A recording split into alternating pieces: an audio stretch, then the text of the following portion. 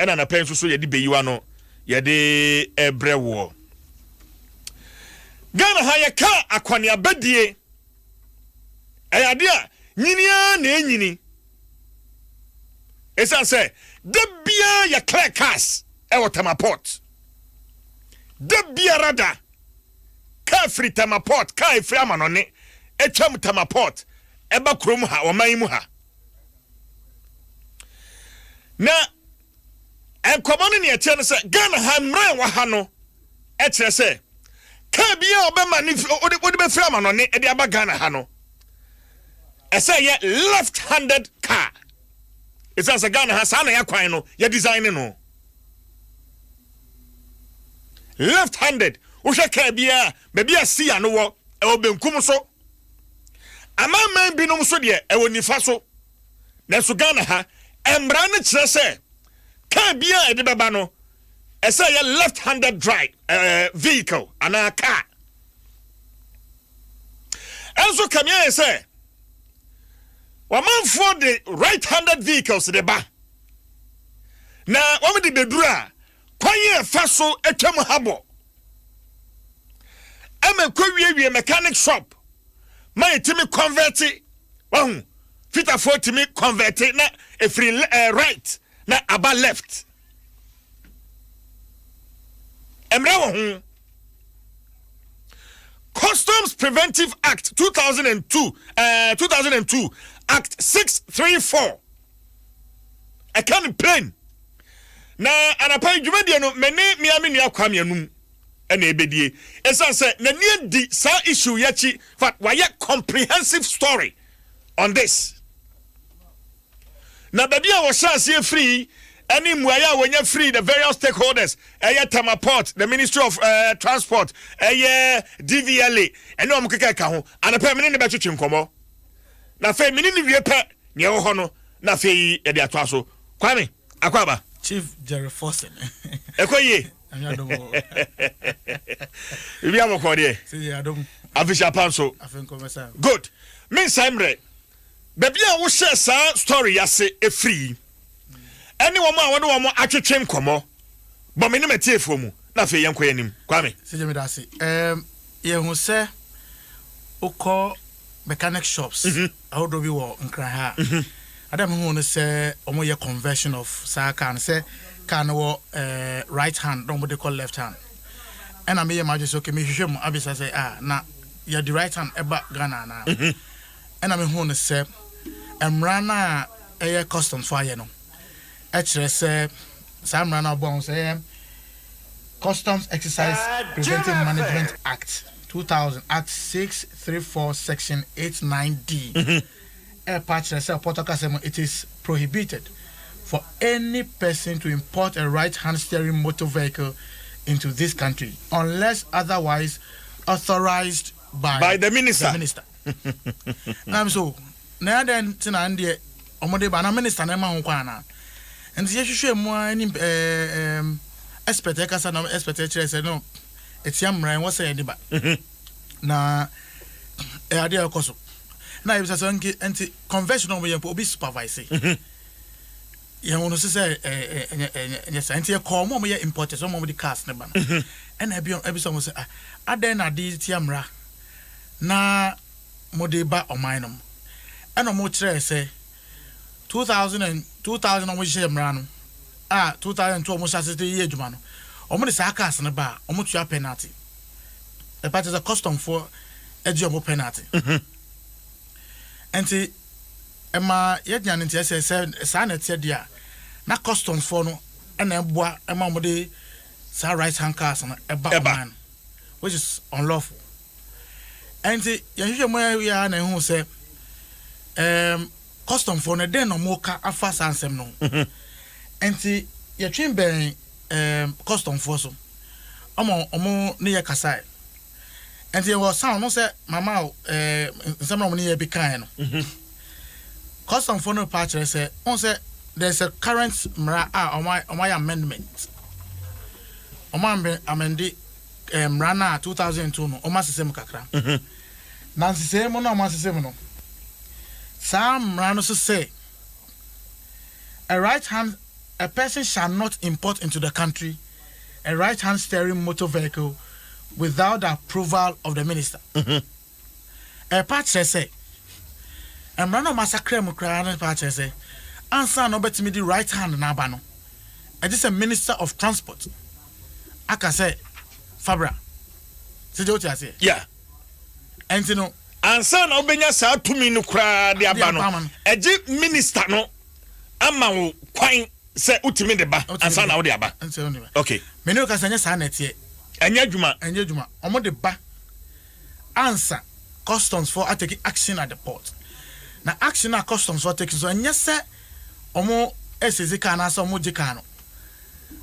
Ni omo ya ni se according to other say omo import cars no omo kire ni say custom for no etua musika ejo musika penalty no mo de car na ba importers no kire say importers customs for no eje okay o de ma yentie customs for no na yewia I think I say importers no okay the say importers na about understanding of near cost near money customs for say omo akwa say omo fa so amodi cars na ba yet importers na about enti customs for no jomo penalty custom for me no mukasa me Francis ya JM head of supervision vehicle unit of customs part say enya no kre say omo penalty and so that's where the problem is. Importers say customs for jomo penalty head of vehicle supervision say omo penalty bia now say car no condition so we import car back my mo ebia duty obetua ne nyama nyina na gapo ana say tema port omaji but the state and the condition of the car now dey ba no say appropriate e wo ye kwan say car e wo say dey ba custom for na check and it's a penalty no enya ade a gapo afọ na eji penalty no importers ne pa chere say customs for na eji openi a ohwe car ho nsem o customs so say omo je penalty openi ne pa chere me say ne nti mpo a omo timi ja omo say okay mo fa car number na mo conversion na mo conversion mo fa car number na mo conversion na DVL for any monitoring no. Wow. Na DVL for any monitoring no. Opening part me say omo ni baby as omo gisa aka no wa omo agogo. Omo nim ni omo dis omo nim baby omo je right-handed vehicles no a omo ba agogo. Ejine say ni omo be ma kwan ma ya convert. Ana me say say aden na minister em approval and son omo de aba. Or say because of bureaucracy say we fa na we say we aka say and untina almost say okay yenye minister na free okay my entie dealers no ensam a omodi two da na fa wi a ye beto aso sa a right hand drive cars no makra bi pe na de tie ne say ebri bi atwa mu no na eni ho kra na nya ade a ye import nti oma de penalty to so se na be ya penalty no de to so na kire se oba na otua penalty na e wo port ho na nkasa no eni se car no akra wotumi drive na wo de bakro yes de ama me hu bibi sa se Toyota Vex no adoso na nya se bia because of ye kase ye betwa mu no nti won se cars na ye de ba na nyina most of them no fi Europe na cars na ye fi Europe ba no bebre na nya 10 years and above so enu nti entumi mma and ye hia cars nso ye de be commercial work nti automatically Vex ne de enu no nya 10 years no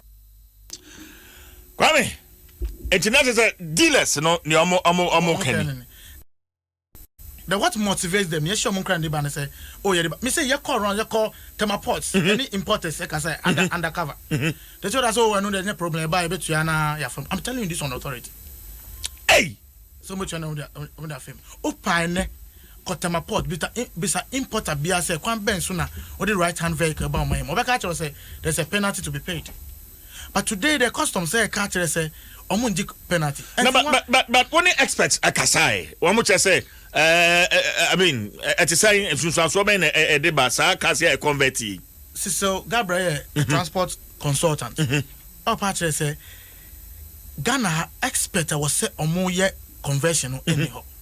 And if I say, Mr. Ghana ha ye pe bobia o nimdie ana dwumako mo nimbia omtimi de yes our convention ni omoje ni yie how bia ma Ghana ha ye ni bi o say empo so be sa convention a ese convention wo mother country o mine na ye ka no Toyota na for Japan I was Japan for on say right hand drives be so Japan is South Africa no be yes and say Toyota na for Japan I was Japan na convention so mo de aba na nientia dealer ba ko wakasa obo Toyota Vets abapa na so mo di commercial we commercial car na nientia mo ye ne sa ne say ye hwehwe mu no da ne de say eno ye cheaper ne bu ofu so o to amono ne kra ne bu ofu kra ba so ne bu ofu omo ye wa hanom no conversion mo so mo di 1800 cedis and so mo ye conversion amount depending on the car minimum is 1800 cedis and na Toyota Vets I just said experts no and some of the two no kwame ye ntie na fe ye ba ya beto aso Ozo corner were converted from right, what the steering now by left. Now, Brunyu way on your Nazakwa. And you may say the most important thing, you'll be your friend, OBD to switch. OBD nature there, onboard diagnosis. Or the car this time, no car say on ye ordinary fitting in Ebokono. Or that's a car no call, Obia Okita computer. Or about plug, them plug not the best sockets no more. Friend OBD. On an obet Shrek in BBR. Na Sabronia ye there them OBD switch no was steering Nasia. Osidana was a car about Wotumwe. Into no first case no. Asam na say, or the woka no on your car papa. And now ye will BBR, your friend brake, I'll be around there. Esha a foam way clutch, brake and accelerator. And also automatic a brake and accelerator. Or there was in Ouija them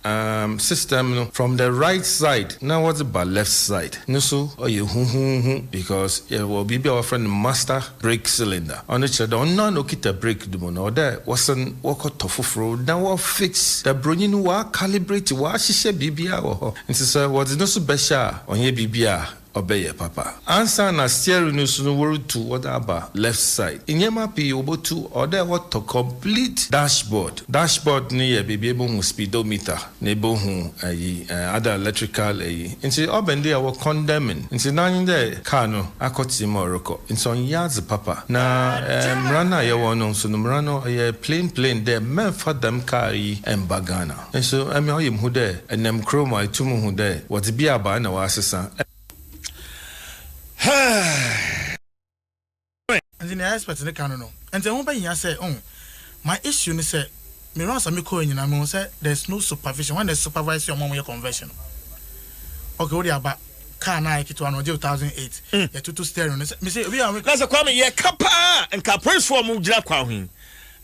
Can't be a home quite send committee a bisum, Sakawi, a buy and left handed and an right handed. Of course, it's because I'm on them cars now. Right handed no and if anything head of supervision vehicle customs oba say say ania omo because of bureaucracy number some beat no because of almost feel say almost this car so money baby on rock gunti no almost DVL okay obi be register car na hwe say conventional wine papa expert part say the local mechanics na yo ha no so mo ye conversion na omunya ni ye omunya ni ye and no say DVL Ndina so ben na obejina saka say we ya ni papa also munye test drive no mutimi mu licenses.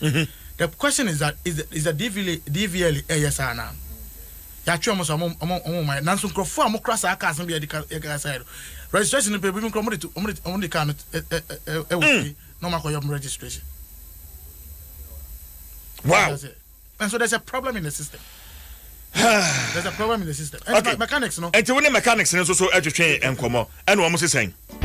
If you fancy be to say, keep watching a back course, baby. Well, that's what. Okay. That's it. If you try, I'm going to see you guys what you know.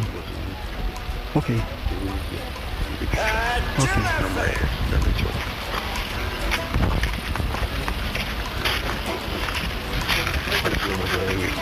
No, we were actually had a drink. Oh, okay. Okay.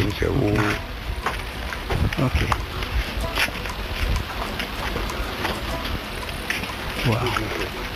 wow, dashboard but Okay. price need different. Yeah, we should try attract air condition. We are more one to track price need different. Cool. And to say estimate, everyone say the artisan will say not to be air conditioning. We last price 1,800. And to say small one, we to say a type this year. And no say we near okay we okay. But Japan belt. Okay. Or if you say small one thing, I don't say convert it. No, we are to say no more. Just say you say the outfit. Yeah. At least will be 1,008. Kwame. 2008 and no can. I say a Toyota Vitz they bet you 1,008. But no can be say why would the dashboard beba? And no price to go down. Why would the dashboard bar? A one coffin. Dashboard me coffin way. Maybe I will import a car now. I also imported dashboard. Dashboard ne count. But I don't know who imported right hand car. That is a question. As I say, I don't know who imported right hand car. That is a question. Interesting now. And customs for nature say well my NTA customs my no but say nsem be o ma say me kan NTA customs for ni awon so wo waka na fe mi wi a me samra so before 2000 a year mara a ban cars ni nyina right hand drives but enso mo ye law no mo hwe se de cars no ye be dispose of car no say yisizi ade na de car no be internet cost o man sika. So after 2000, almost a crime run. So be a obitime a right-hand driven vehicle or by also apply to Ministry of Transport. But we know so run and also more problems because brake pressure for the phone. It's mra Emma DVLE the power HRC. So before we register car or some see. Convention or my ye as a bureaucracy no opachre saying and bureaucracy say processes are nipan be firm no because a business more ye and it's a business environment so why any friendly obi ani ho a obeba be business wo and no more see okay mrana e Emma DVLE power see I will see car be obi register wo Ghana no utimi e can in good condition road worthy. And you almost checking in anti a baporter cars no be do port no move container man near custom officers near see I'm sure say steering compartment no or more to nina and tia car will be to my drive a fifth port a dear couldn't fee and I see nina no more see towing truck or so to me the two towing trucks are some quiet conversion answer I'm a DVL I register and the DVL omudru omoye drive test no ma check I see we are also omoye okan omoye ni yi na womoye DVL for womo check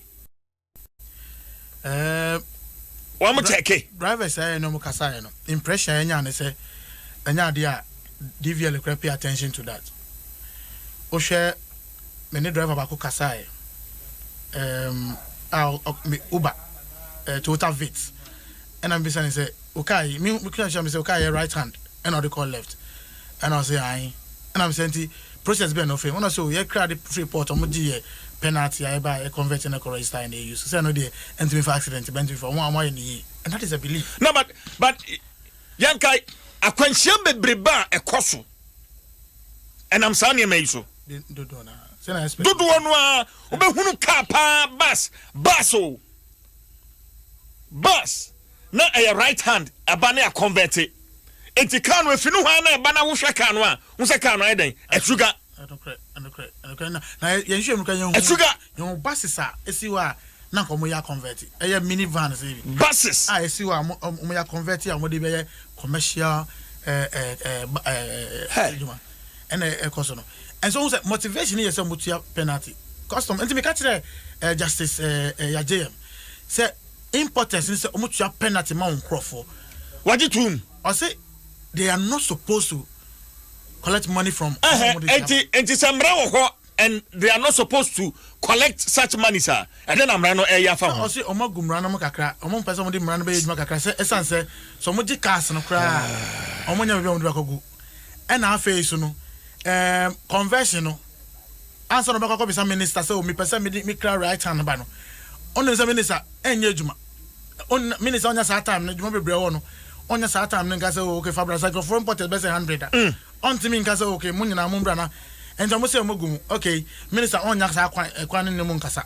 And to Munda Mufaka Nombra, Muntia penalty, Mutia penalty in the year. Fako, not DVL, Coco converter, my DVL, and she said, why a conversion here, and you're right. And you're right. And you're right. Come me that say. Come here, and what this argument swing. Come here, and what this argument swing. Na nipa dodua a shere wo nkwa. Nipa dodua a shere wo nkwa.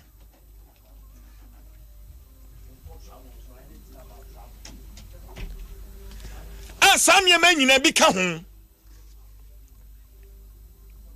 Kan mra kan pefe se enkran fam na mamenkin kan mra ni bio. Customs Excise and Preventive Management Act 2002 Act 634 Section 89D.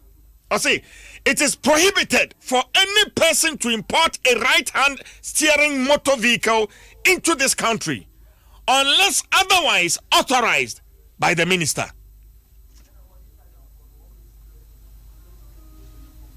Emrani Nyajma. And amount for Chifamwa, no child report, na yidi amount. Na wakotia DVL na register the amount. Na fei Chifam porta na o de coffee tani ho wakotia 1008. Na ya convert the amount na de DVL na register the amount. Now the sim out the edjuma. 0302216561 0302216562 0302216561 0302216562. Esembi wo no edika. Esembi wo ha edika papa. And you see some of these things I say emfa ho. And so say yeka omanya law emraya juma. Ebuama o man ni tibi tu mpawa gan hamra bebre wa ha enso anya dwuma samra hihye ho asam de ya de papa se hihye mra gan ha ye number 1 enso samra no be ya dwuma mamenya dwinche. Hello, good morning. Good morning, CJ. But chonfi radio no mame wodin I'm a old pastor. What's a friend? I came across her. Yet you. I think if I don't shall not pay. Let us say, the penny for a cassan. Almost a time doing you. And Brano. Almost a share and Brana. Almost a share. Emma, or more dear Bebo Omono. Nay, and your form, lay my phone. Yea, almost a share Brana. Oh, sorry. Hello, good morning. Macha mi never. Mejo so around Haini. Macha Sydney. Saidu. Naam. Yentio. Mi chamo ni ijuma kamo bo ma o man Ghana. E be trempenyu fo. Don mu hye mra no. O man fa mra nye ijuma. O man fa mra nye ijuma. Nkwan hia. O man fa mra nye ijuma. E da ma se nye ijuma pa. Me so me da say Saidu. Me da say. Hello, good morning. Yeah, good morning. Why DJ. Yes, sir. Dada teacher ni Samankazi. Dada ain't you. You me da say ma me fa kwanya so na mintia na me mbo apaso adwuma pa odi. Na o quality so o koye se adwuma we de bae no. On se Ghana minimum obi. Oso ni obi so nimu, obi so ni obi. Na ma ye mra ya hyehyɛ to o man mu. Enye adwuma. Mejima di se minister e wa adamfo. Adamfo no so adamfo o ye importer. Eti okokra ka na bae no. Me ofase me nana madamfo a no de aba. Kas na nkasa mu sije me asamanka se me hu bia wo left nankasa enam kuro ni mu ansa na akiri wakotu eti se a custom officer and case oh you to no dey sit doing back. It's never true anywhere. Can a foul road so back cloning and son of Makoye. I'm over the chin right for some time. Right and sana Toma the Obeton man on answer and Nipana change of Tiano no the winaba. And son of bed changes on nurse when your dashboard and son or I. I thrown on the train. CJ I throw Opa Mosambisano. Namunchi the whole Ghana as a munya Shama Minibiwa. Ebi was system nim how mu use.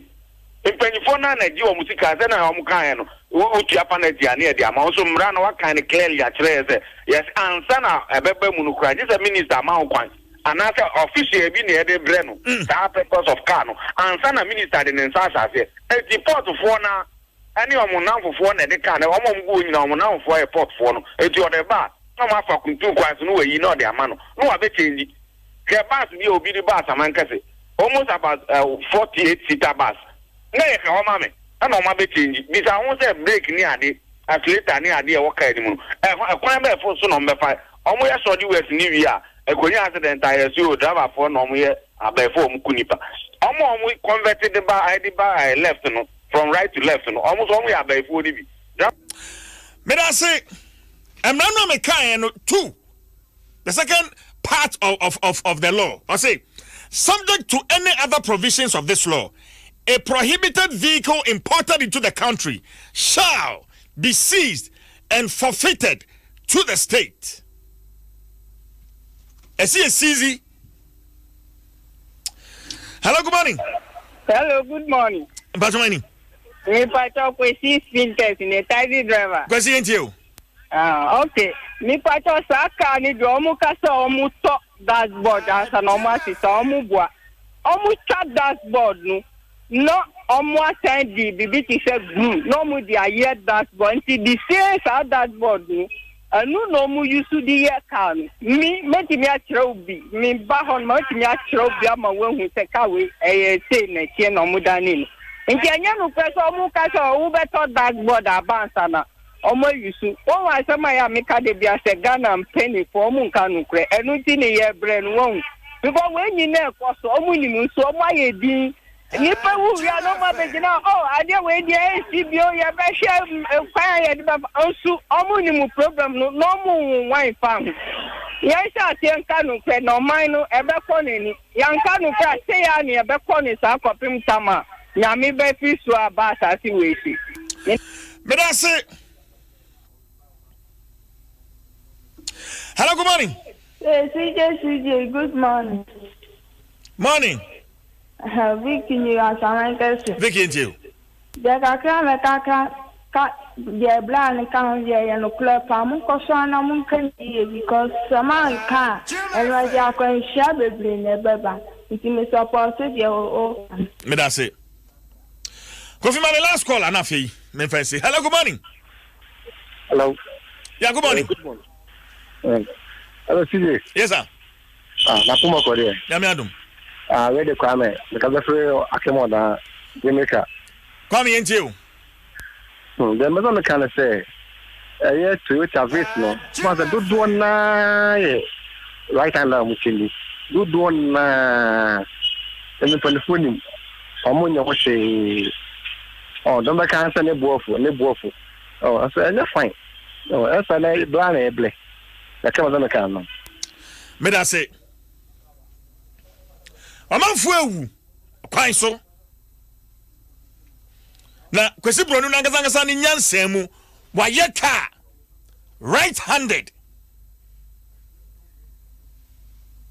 Me ka me cameraman wa wusuniti. Utum sa ade no ahomte. Bronu no ani nyansa mu wa ye ka no right handed. Na bibini ye ya frunti. Wasemetwa fam no de aba.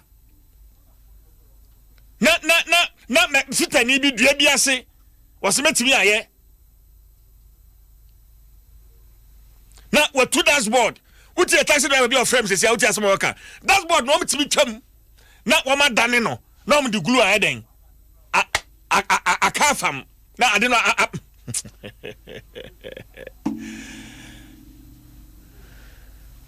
Ghana yawo how. Now this very issue, Kofi, I want to talk to DVLA. Yami aduma ukwada.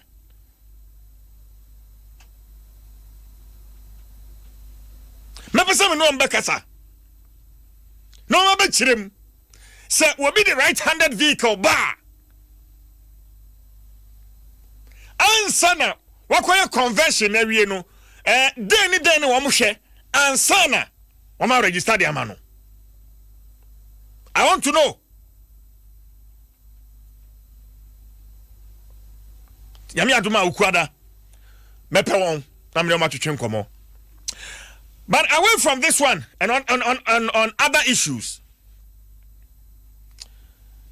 Bronya maka se mene adehye e wote nkon ene bedie. Esan se adwuma no ye wia ne sa. Enti yawada efiada ye ba be ye Dwaso Nsem dwumadie no e wo ho. Na fe bo ho no ye adan ya pa ho ntoma na fe ye de ahye nana ene ne manfo ensa. Enti mo hwemanim adehye amote nkon apel mo hwemanim ye beba na fe ya be dane dwuma ni nyina e de ahye mo nsa na ene mu nyina bom e de bronya no kama. Me number no ensesa 0206 943337 0206 943337 na fe ufra ba be wura mu Beyi W'ano ye call the next gear enti nhwenim ane fast da no Emma Franco Training Enterprise phones papa efie se meka Beyi W'ano a na wageme so na yenso ano ma me twa me ho ma me ba ye de pensem mu no e de ebebre o hye ne so ma me e ho aseda no Advanced Ghana stronger together na fe Airtel to go money life is simple Ostec Properties ye and SAS